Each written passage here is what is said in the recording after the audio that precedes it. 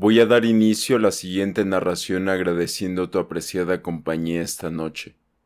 Sin mayor dilación, la historia a narrar la noche de hoy es un fragmento del libro, El extraño caso de Charles Dexter Ward y otros relatos por el autor Howard Phillips Lovecraft. La ambientación del video es obra del talento de Nature's Eye y Grand Project. Los links en la descripción del video.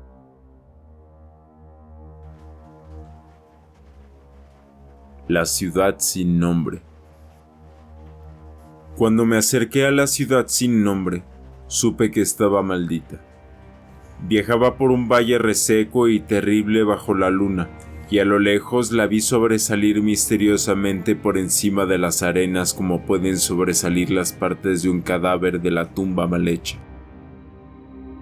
El miedo hablaba desde las piedras desgastadas por la edad de este vetusto superviviente del diluvio, este bisabuelo de la pirámide más antigua, y una aura sin vista me repelía y me obligaba a retirarme de antiguos y siniestros secretos que ningún hombre debía de ver y ningún otro se había atrevido a ver. Remota en el desierto de Arabia se encuentra la ciudad sin nombre, desmoronada e inarticulada, con sus bajos muros casi ocultos por las arenas de incontables épocas. Debió ser así antes de que se colocaran las primeras piedras de Memphis y cuando los ladrillos de Babilonia aún no estaban cocidos. No existe alguna leyenda tan antigua como para darle un nombre, o como para recordar que alguna vez estuvo viva, pero se habla de ella en susurros alrededor de las hogueras y se murmura entre las abuelas en las tiendas de los jeques, de modo que todas las tribus la rehuyen sin saber del todo por qué. Fue en este lugar donde Abdul al-Harreth, el poeta loco, soñó la noche antes de cantar sus inexplicables versos. No está muerto lo que puede yacer eternamente, y, con extraños eones, incluso la muerte puede morir. Debería haber sabido que los árabes tenían buenas razones para rehuir la ciudad sin nombre, la ciudad de la que se habla en las extrañas historias pero que ningún hombre vivo ha visto, y, sin embargo, los desafié y me adentré con mi camello en el desierto no pisado. Solo yo la he visto, y por eso ningún otro rostro muestra las líneas de miedo tan horribles como el mío. Por eso ningún otro hombre tiembla tan horriblemente cuando el viento nocturno hace sonar las ventanas. Cuando me topé con él en la espantosa quietud del sueño interminable, me miró, helado por los rayos de una luna fría en medio del calor del desierto, y, cuando le devolví la mirada, olvidé mi triunfo por haberla encontrado y me detuve con mi camello para esperar el amanecer. Durante horas esperé, hasta que el este se volvió gris y las estrellas se desvanecieron y el gris se convirtió en una luz rosada bordeada de oro. Oí un gemido y vi una tormenta de arena que se agitaba entre las piedras antiguas, aunque el cielo estaba despejado y las vastas extensiones del desierto quietas. Entonces, de repente, por encima del borde más lejano del desierto, apareció el borde ardiente del sol, visto a través de la pequeña tormenta de arena que se alejaba, y en mi estado febril, imaginé que desde una profundidad remota llegaba un choque de metal musical para aclamar el disco ardiente, como Memnon lo aclamaba desde las orillas del Nilo. Mis oídos resonaban y mi imaginación bullía mientras conducía mi camello lentamente por la arena hacia aquel lugar sin voz, aquel lugar que solo yo, entre los hombres vivos, había visto. Entré y salí entre los cimientos sin forma de las casas y los lugares que recorrí, sin encontrar nunca una talla o una inscripción que hablara de estos hombres, si es que eran hombres, que construyeron esta ciudad y la habitaron hace tanto tiempo.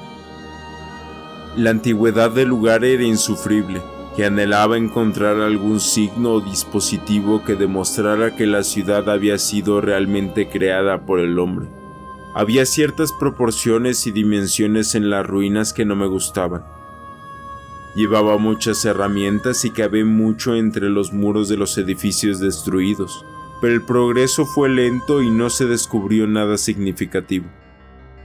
Cuando volvió la noche y la luna, sentí un viento helado que me trajo un nuevo temor, de modo que no me atreví a permanecer en la ciudad y, cuando salí de las antiguas murallas para dormir, una pequeña y suspirante tormenta de arena se acumuló detrás de mí, soplando sobre piedras grises, aunque la luna estaba brillante y la mayor parte del desierto inmóvil. Me desperté justo ante el amanecer de un desfile de sueños horribles, con oídos zumbando como un par teñido metálico. Vi que el sol se asomaba rojizo a través de las últimas ráfagas de una pequeña tormenta de arena que se cernía sobre la ciudad sin nombre, y marcaba la quietud del resto del paisaje. Una vez más me aventuré a entrar en aquellas ruinas melancólicas que se hinchaban bajo la arena como un ogro bajo un cobertor, y de nuevo cavé en vano en busca de reliquias de la raza olvidada. A mediodía descansé y por la tarde pasé mucho tiempo rastreando las murallas y las antiguas calles y los contornos de los edificios casi desaparecidos. Vi que la ciudad había sido realmente poderosa y me pregunté por las funciones de su grandeza. Me imaginé todos los esplendores de una época tan lejana que Chaldea no podría recordarla, y pensé en Sarnath la condenada, que se alzaba en la tierra de Ebnar cuando la humanidad era joven, y en Ib, que fue tallada en piedra gris antes de que la humanidad existiera. Enseguida llegué a un lugar donde el lecho de roca se elevaba con crudeza a través de la arena, y formaba un acantilado bajo, y aquí vi con alegría lo que parecía prometer más rastros del pueblo antediluviano. Esculpida rudamente en la cara del acantilado estaban inconfundibles fachadas de varias casas, o templos de roca, pequeños y achaparrados, cuyos interiores podrían conservar muchos secretos de épocas demasiado remotas para ser calculados, aunque las tormentas de arena habían borrado desde hacía mucho tiempo las tallas que pudieran haber estado en el exterior. Todas las aberturas oscuras que había cerca de mí eran muy bajas y estaban llenas de arena, pero despejé una con mi pala y me arrastré por ella, llevando una antorcha para revelar los misterios que pudiera contener. Cuando estuve dentro, vi que la caverna en realidad era un templo, y contemplé claros signos de la raza que había vivido y adorado antes de que el desierto fuera un desierto.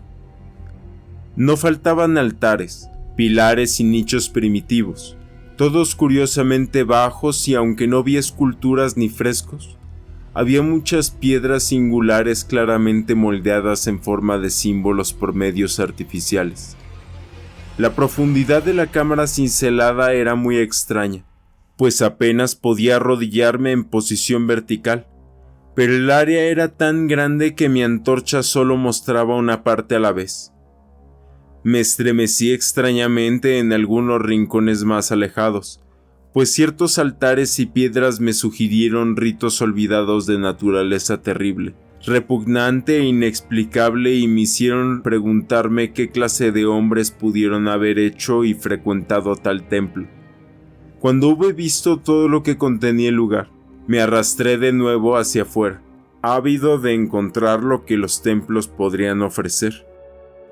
Se acercaba la noche, pero las cosas tangibles que había visto hacían que la oscuridad fuera más fuerte que el miedo, de modo que no huí de las largas sombras de la luna que me habían amedrentado cuando vi por primera vez la ciudad sin nombre. En el crepúsculo despejé otra abertura, y con nueva antorcha me arrastré hacia ella, encontrando más piedras y símbolos vagos, aunque nada más definido de lo que contenía el otro templo. La sala era igual de baja, pero mucho menos amplia, y terminaba en un pasillo muy estrecho atesado de santuarios oscuros y crípticos.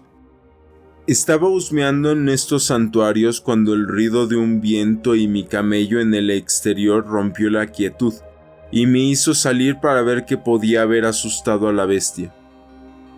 La luna brillaba intensamente sobre las primitivas ruinas, iluminando una densa nube de arena que parecía soplada por un viento fuerte, pero decreciente desde algún punto del acantilado que tenía enfrente.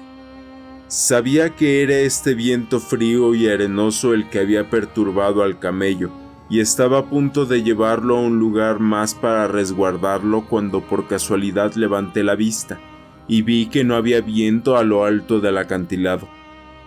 Esto me asombró y me hizo temer de nuevo, pero enseguida recordé los repentinos vientos locales que había visto y oído antes del amanecer y al atardecer, y juzgué que era algo normal. Decidí que procedía de alguna fisura de la roca que conducía a alguna cueva, y observé una turbulenta arena para rastrear su origen. Pronto percibí que procedía del negro orificio de un templo a la larga distancia al sur de mí, casi fuera de la vista. Contra la asfixiante nube de arena, me dirigí hacia este templo. A medida que me acercaba era más grande que el resto, y mostraba una puerta mucho menos obstruida por la arena. Habría entrado si la tremenda fuerza del viento helado no hubiera apagado mi antorcha. Salí a borbotones de la oscura puerta, suspirando misteriosamente mientras revolvía la arena y se extendía entre las extrañas ruinas. Pronto se hizo más tenue y la arena se aquietó más y más, hasta que finalmente todo volvió a estar en calma. Pero una presencia parecía acechar entre las piedras espectrales de la ciudad, y cuando miré a la luna parecía temblar como si se reflejara en aguas inquietas. Estaba más asustado de lo que podía explicar, pero pronto, como el viento desapareció por completo, crucé a la cámara oscura de la que había venido. Este templo, como había imaginado desde el exterior, era más grande que cualquiera de los que había visto antes y era presumiblemente una caverna natural, ya que llevaba vientos de alguna región más allá. Pude ponerme en pie, pero vi que las piedras y los altares eran tan bajos como los de los otros templos. En las paredes y el techo contemplé por primera vez algunos rastros del arte pictórico de la antigua raza. Curiosas vetas rizadas de pintura que casi se habían desvanecido o desmoronado, y en dos altares vi, con creciente emoción, un laberinto de tallas curvilíneas bien elaboradas. Mientras sostenía mi antorcha en lo alto, me pareció que la forma del techo era demasiado regular para ser natural, y me pregunté en qué habrían trabajado primero los talladores de piedra prehistóricos. Su destreza en ingeniería debía de ser enorme. Entonces, un resplandor más brillante que la fantástica llama mostró la forma que yo había estado buscando. La abertura a esos abismos más remotos de donde había soplado el viento repentino, y me desmayé al ver una puerta pequeña y claramente artificial cincelada en roca sólida. Introduje mi antorcha en el interior y contemplé un túnel negro con el techo arqueado sobre un tramo de escalones muy pequeños, numerosos y de fuerte pendiente. Siempre veré esos escalones en mis sueños, porque llegué a saber lo que significaban. En aquel momento no sabía si llamarlos escalones o meros puntos de apoyo en un precipitado descenso. Mi mente se arremolinaba con pensamientos locos, y las palabras y advertencias de los profetas árabes parecían flotar a través del desierto, desde la tierra que los hombres conocen hasta la ciudad sin nombre, que los hombres no se atreven a conocer. Sin embargo, solo dudé un momento antes de avanzar por el portal y comenzar a descender cautelosamente por el empinado pasaje, con los pies por delante, como si se tratara de una escalera. Solo en los terribles fantasmas de las drogas o el delirio puede darse un descenso como el mío. El estrecho pasaje descendía infinitamente como un horrible pozo encantado, y la antorcha que sostenía sobre mi cabeza no podía iluminar las profundidades desconocidas a las que me arrastraba. Perdí la noción de las horas y me olvidé de consultar mi reloj. aunque me ajusté al pensar en la distancia que debía de recorrer. Hubo cambios de dirección y de inclinación, y una vez llegué a un pasaje largo, bajo y llano, en el que tuve que escurrirme primero con los pies sobre el suelo rocoso, sosteniendo la linterna a un brazo de distancia más allá de mi cabeza. El lugar no era lo suficientemente alto como para arrodillarse. Después había más escalones empinados y seguía bajando a duras penas cuando mi linterna se apagó. Creo que no me di cuenta en ese momento, porque cuando me di cuenta todavía la sostenía por encima de mí como si estuviera en llamas. Estaba muy desequilibrado por ese instinto de lo extraño y desconocido que me había convertido en un vagabundo sobre la tierra, y un vagabundo de los lugares lejanos, antiguos y prohibidos. En la oscuridad, se presentaron ante mi mente fragmentos de preciado tesoro de sabiduría demónica, frases de Al-Hazred, el árabe loco, párrafos de las pesadillas apócrifas de Damasio y líneas infames de la delirante imagen del mundo de Cauthiermetz. Repetí extraños extractos y murmuré sobre Afrasiab y los demonios que flotaban con él por el Oxus. Más tarde canté una y otra vez una frase de uno de los cuentos de Lord Dunsany, la negrura irreverente del abismo. Una vez, cuando el descenso se hizo asombrosamente empinado, recité un canto de Thomas Moore, hasta que temí recitar más. Un depósito de oscuridad negro, como los calderos de las brujas cuando se llenan con drogas lunares destiladas en el eclipse, inclinándose para mirar si un pie puede pasar. A través de ese abismo vi, por debajo, tan lejos como la visión podría explorar, los lados del muelle tan lisos como el cristal, como si estuvieran barnizados con esa oscura brea del asiento de la muerte que arroja sobre su viscosa orilla. El tiempo había dejado de existir cuando mis pies volvieron a sentir un suelo llano, y me encontré en un lugar ligeramente más alto que las habitaciones de los dos templos más pequeños, ahora tan incalculablemente lejos de mi cabeza. No podía ponerme de pie, pero sí arrodillarme y en la oscuridad me arrastré de un lado al otro al azar. Pronto supe que me encontraba en un estrecho pasadizo cuyas paredes estaban revestidas de cajas de madera con frentes de cristal. Como en aquel lugar paleozoico y abismal me parecía que había cosas como la madera pulida y el cristal, me estremecí ante las posibles implicaciones. Las cajas estaban aparentemente dispuestas a lo largo de cada lado del pasillo, a intervalos regulares y eran oblongadas y horizontales, horriblemente parecidas a los ataúdes en forma y tamaño. Cuando intenté mover 2 o 3 para examinarlas con más detalle, descubrí que estaban firmemente sujetas.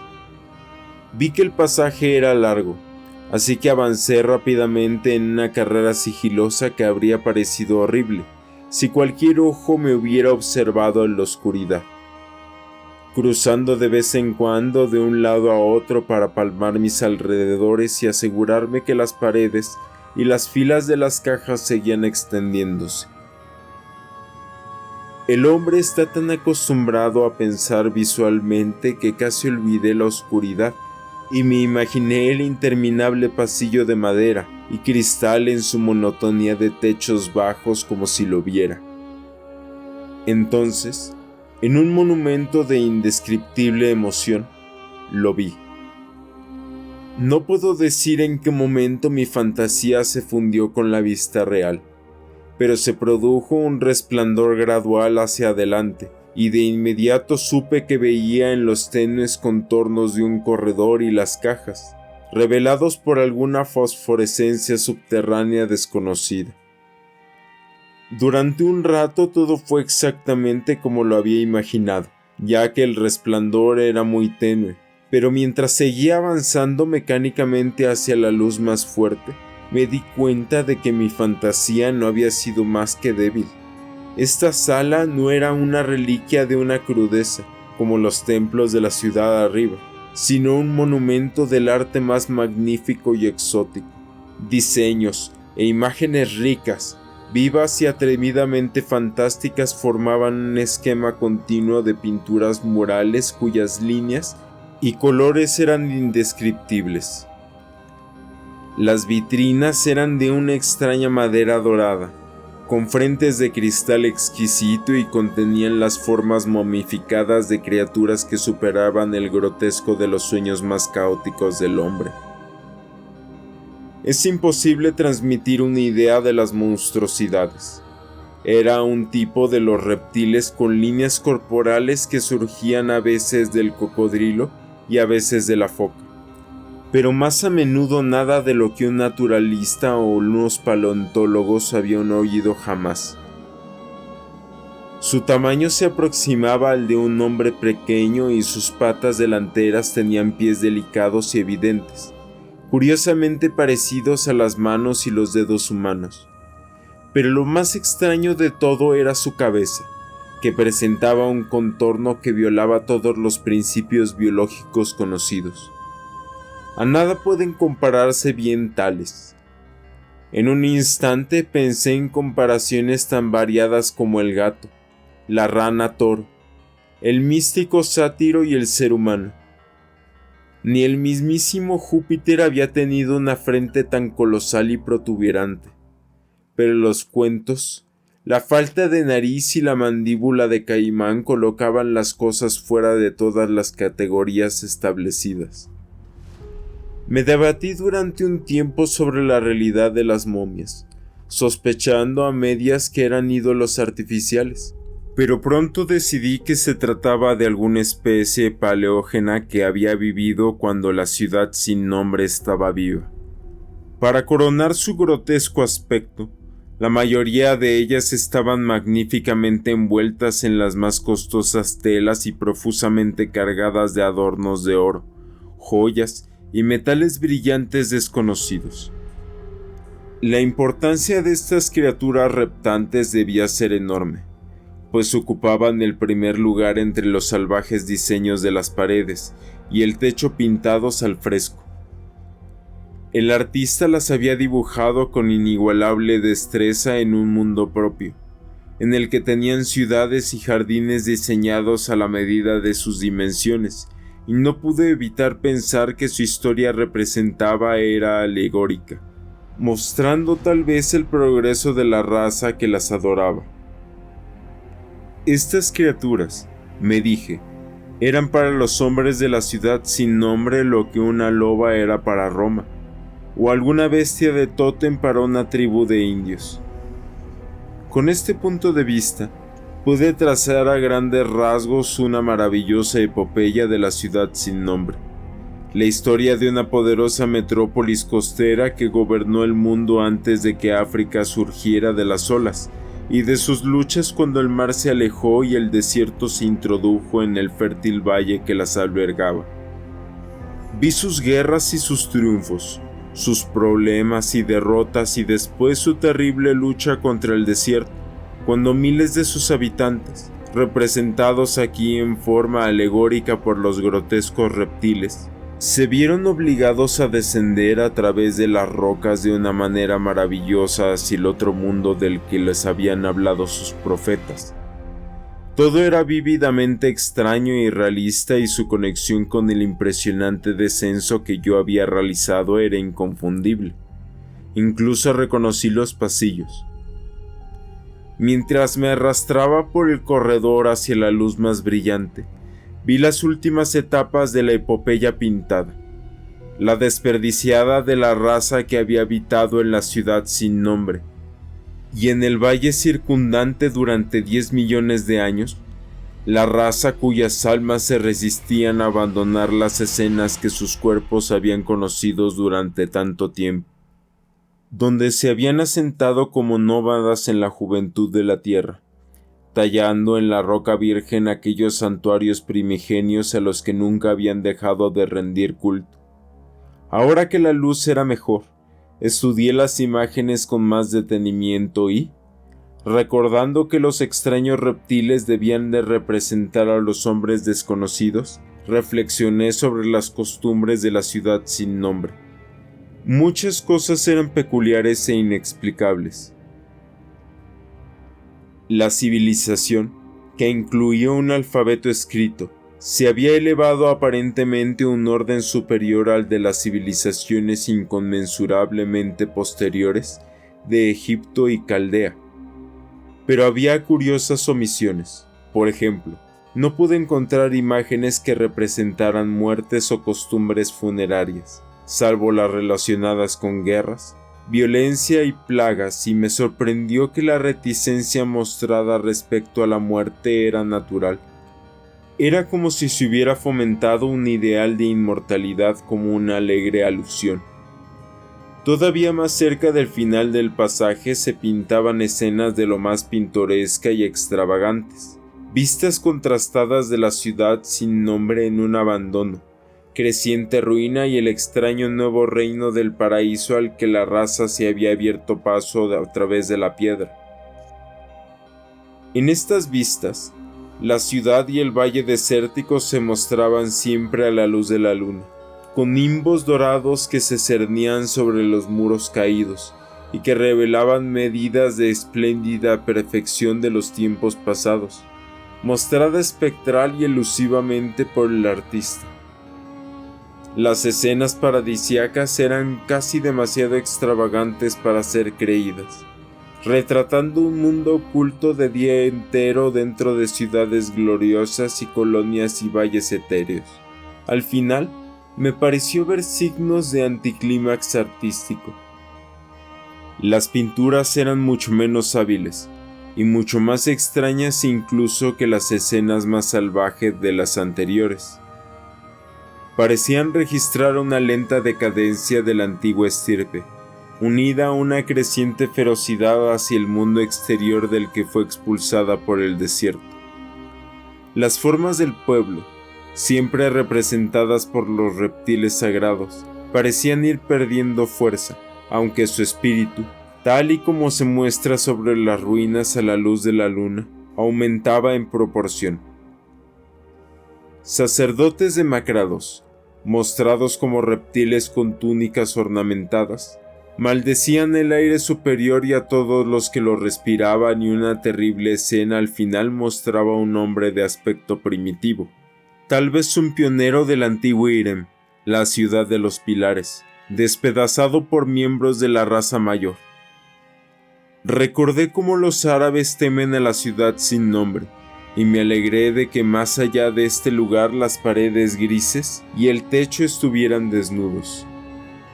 Mientras contemplaba el desfile de la historia mural, me había acercado mucho al final de la sala de techo bajo, y fui consciente de la existencia de una puerta por la que entraba toda la fosforescencia luminosa.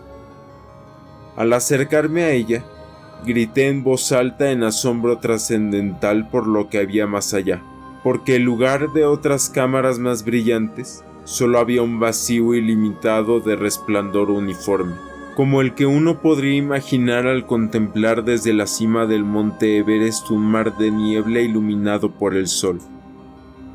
Detrás de mí había un pasadizo tan estrecho que no podía mantenerme erguido en él.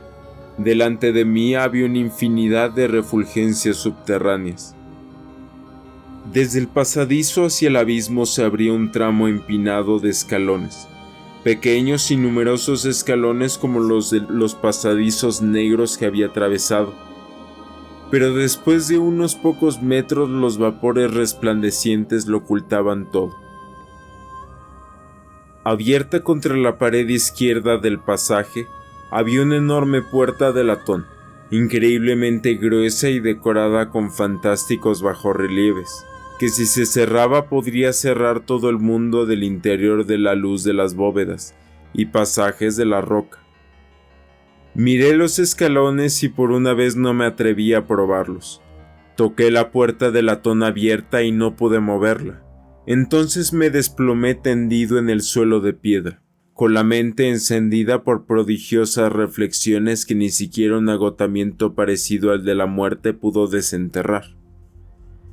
Mientras permanecí inmóvil con ojos cerrados, libre para reflexionar, muchas cosas que había notado ligeramente en los frescos volvieron a mí con un significado nuevo y terrible. Escenas que representaban la ciudad sin nombre en su apogeo, la vegetación del valle que la rodeaba y las tierras lejanas con las que comerciaban sus mercaderes. La alegoría de las criaturas que se arrastran me desconcertó por su prominencia universal y me sorprendió que siquiera fuera tan cerca de una historia ilustrada de tanta importancia. En los frescos la ciudad sin nombre había sido mostrada en proporciones ajustadas a los reptiles. Me pregunté cuáles habrían sido sus verdaderas proporciones y magnificencia, y reflexioné un momento sobre ciertas rarezas que había observado en las ruinas. Pensé con curiosidad en la poca altura de los templos primitivos y del corredor subterráneo, que sin duda fueron tallados así por deferencia a las deidades reptiles que allí se honraban, aunque forzosamente reducía a los adoradores a arrastrarse. Tal vez los propios ritos aquí implicaban arrastrarse imitando a las criaturas. Ninguna teoría religiosa, sin embargo, podría explicar fácilmente por qué los pasajes de nivel en ese impresionante descenso debían de ser tan bajos como los templos, o más bajos, ya que uno no podía ni siquiera arrodillarse en ellos.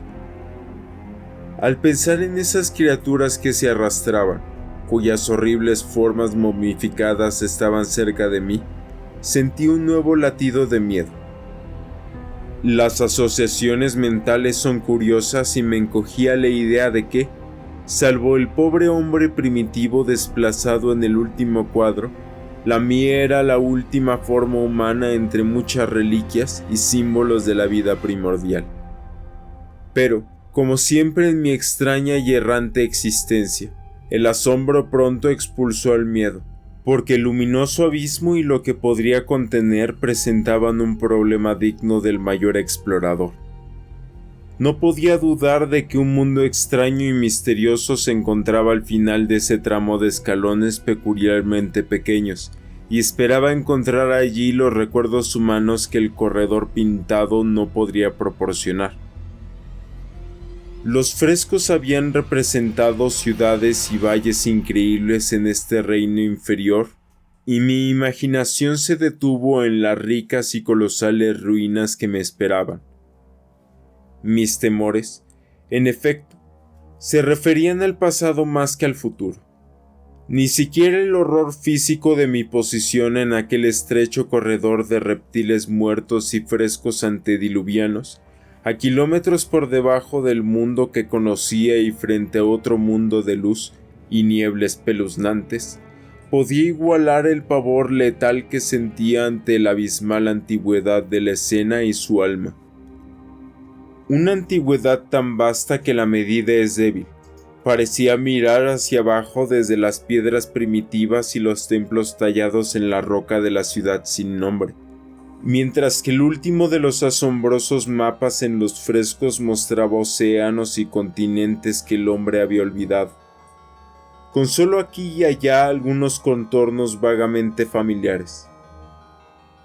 Nadie podría decir lo que había sucedido en las edades geológicas desde que las pinturas cesaron, y la raza que odiaba la muerte sucumbió a la resistencia de la decadencia.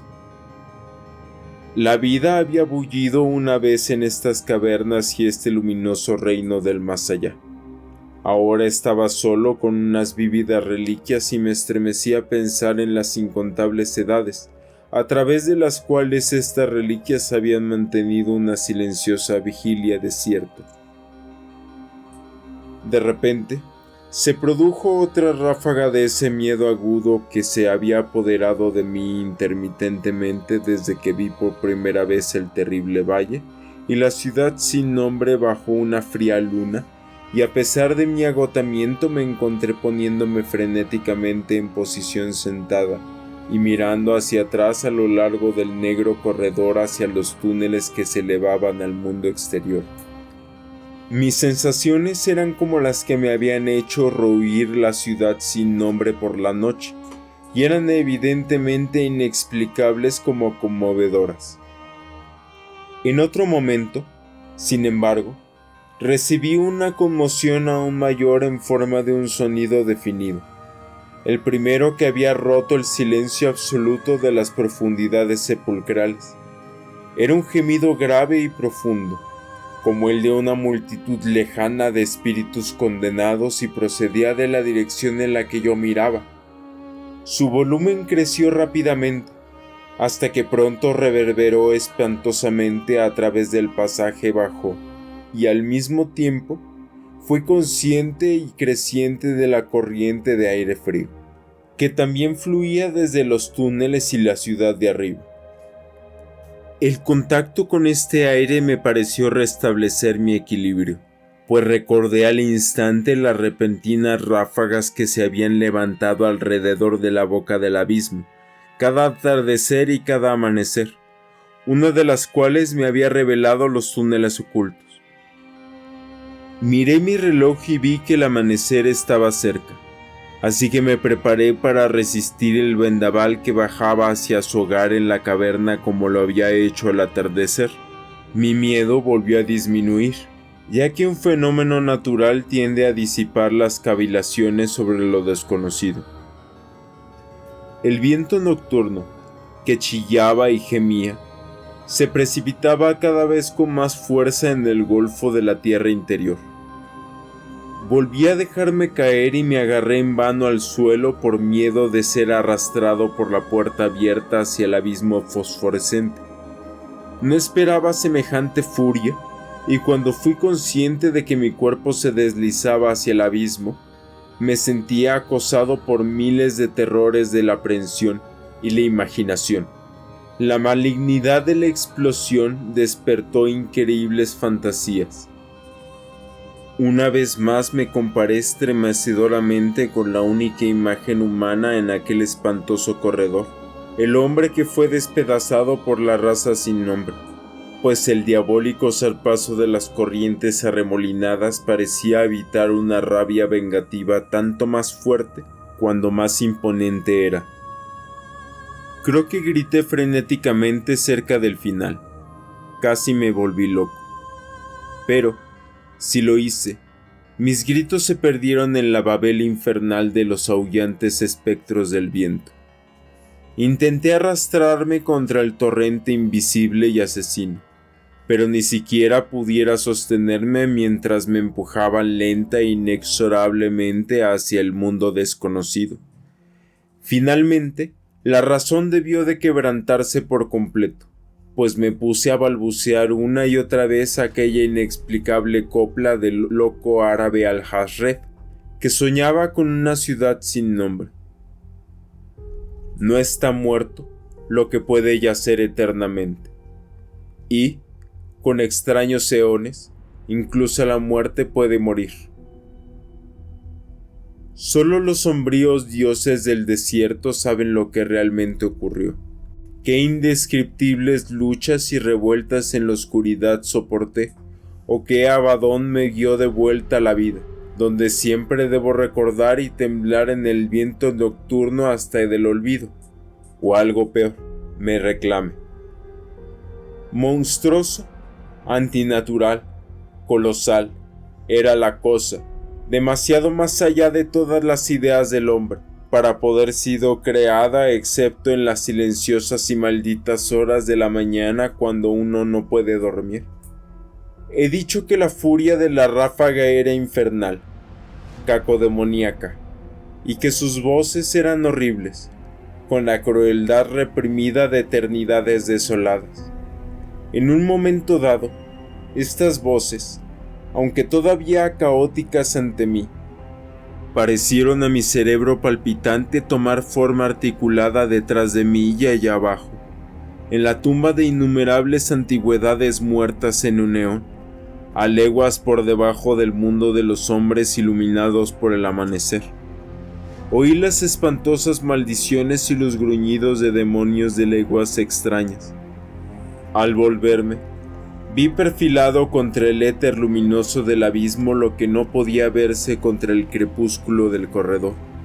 Una horda de pesadilla de demonios que se precipitaban, demonios distorsionados por el odio, grotescamente panoplasteados, medio transparentes, de una raza que ningún nombre podría confundir, los reptiles rastreros de la ciudad sin nombre. Y, cuando el viento se desvaneció, me sumergí en la oscuridad macabra de las entrañas de la tierra, pues detrás de la última de las criaturas la gran puerta de bronce se cerró con un ensordecedor tañido de música metálica, cuyas reverberaciones se extendieron por el mundo distante para aclamar al sol naciente, como Memnon lo aclama desde las orillas del Nilo. Muchísimas gracias por acompañarme en este video de Narraciones Catrín. Si el video fue de tu agrado, lo único que te pido es que reconozcas mi trabajo de la manera en que esta plataforma nos permita. Y recuerda la campana de notificaciones para no perderte nuevas narraciones. Sin más por el momento, te deseo una hermosa noche.